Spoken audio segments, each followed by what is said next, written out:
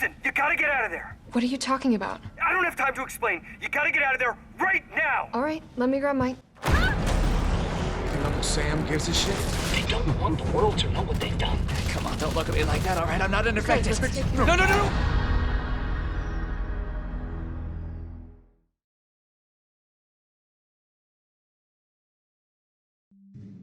The remake of Resident Evil 2 was among my favorite games of 2019. The combination of classic survival horror and Resident Evil 4's over-the-shoulder camera was a match made in heaven. It was also legitimately scary, and the RE engine's ability to push highly detailed visuals while maintaining high frame rates is nothing short of amazing. With Resident Evil 2 Remake receiving both critical acclaim and record sales, Capcom has wasted no time in remaking Resident Evil 3. But does it reach the same apex as its predecessor? Let's find out by taking a stroll down the streets of Raccoon City one more time.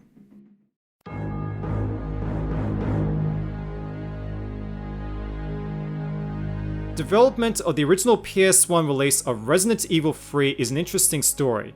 In fact, Code Veronica was intended to be the third game in the series, but due to Sony's influence and the game being developed exclusively for the Dreamcast, the number was dropped from the title. A side story was being made for the PS1 to help tide fans over until the next generation. This project would later be rebranded as Resident Evil 3 Nemesis.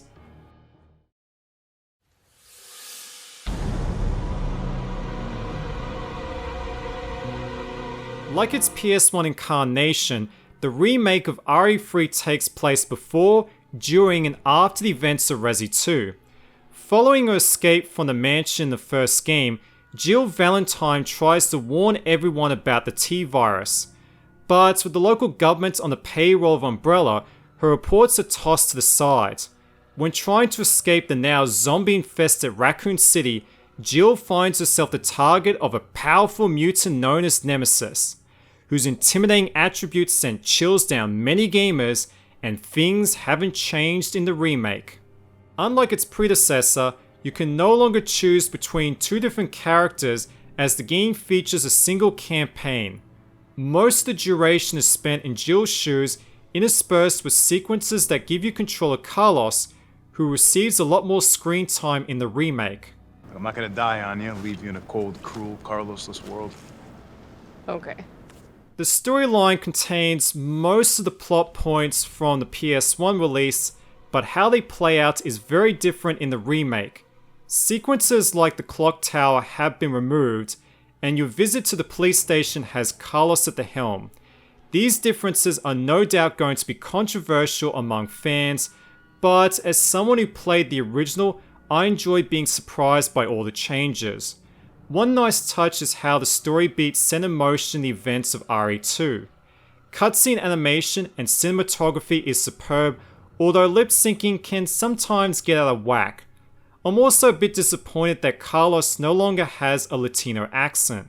But on the positive side, the game has an excellent sense of humor, rarely seen in dark, gritty games anymore. Occasionally, Carlos and Jill make sarcastic remarks based on what's happening in the game. There's even a joke that pokes fun at Project Zero. Well, if cameras killed those things, I'd be set. And any game that includes a reference to Air Force One is aces with me. What made me chuckle the most was Carlos's annoyed grunts when he can't open a door that's locked on the other side.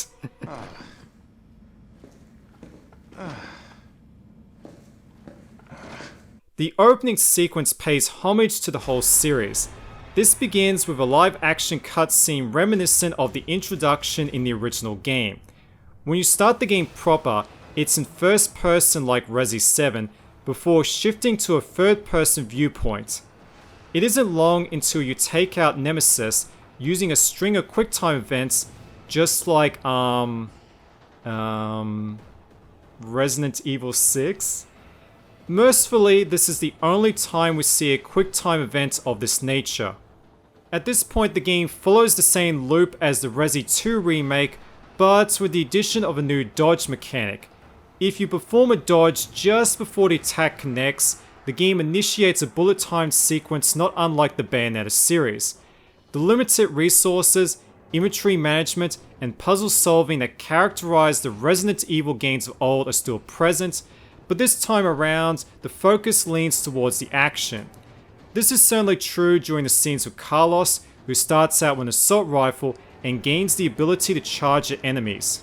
Despite the increase in action, it remains a challenging game as the zombies are hardly pushovers, with each one taking multiple bullets. Sometimes you might get lucky and score a critical hit, but in many situations it's easier just to outrun them or shoot them in the legs.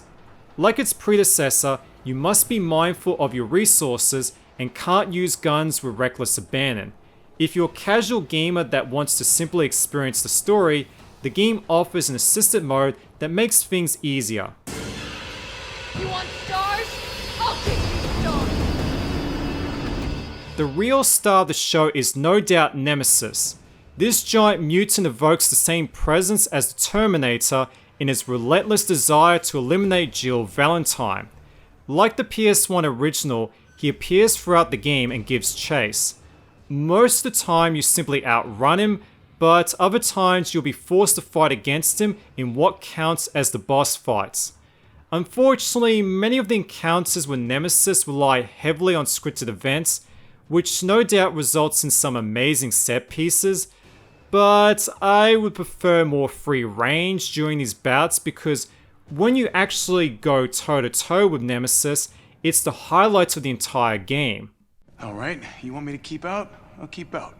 On the standard difficulty level, it takes around 6 or 7 hours to finish the game. Upon completion, you're granted entry to the shops where you can buy special weapons or items to enhance your abilities in the next playthrough. You can also gain access to key items from the get-go, which makes speedruns more enticing.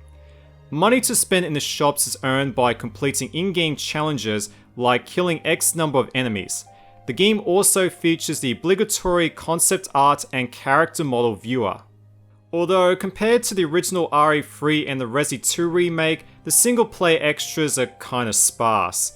In the GameCube and PS1 version, there was 5 unlockable costumes, with the Dreamcast port adding 2 more. But in the remake, Jill only gets her default costume and the uniform she wore in the first game. There is a costume pack for the 1999 incarnations of Carlos and Jill, but it's locked behind a stupid paywall. The Mercenaries, an excellent arcade-like minigame, hasn't made the cut, and the remake no longer features multiple endings, although you do get the online game Resistance at no extra cost, which I plan to review in the near future. The Big C has rolled out their excellent RE engine for the remake of Resident Evil 3. The engine's ability to render detailed visuals, advanced lighting, and particle effects is nothing short of amazing. I'm playing RE3 on the Xbox One X and it looks incredible. Unfortunately, the performance in this game is highly variable, as you can see with the on-screen metrics.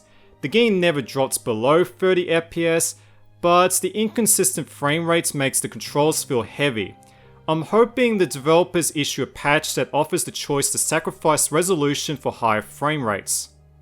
On the bright side, the game comes with an FOV slider and the option to turn off camera shaking. I hate that stuff.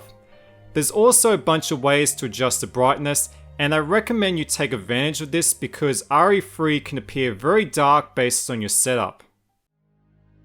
Resident Evil 3 retains almost everything that you loved about the remake of Resi 2.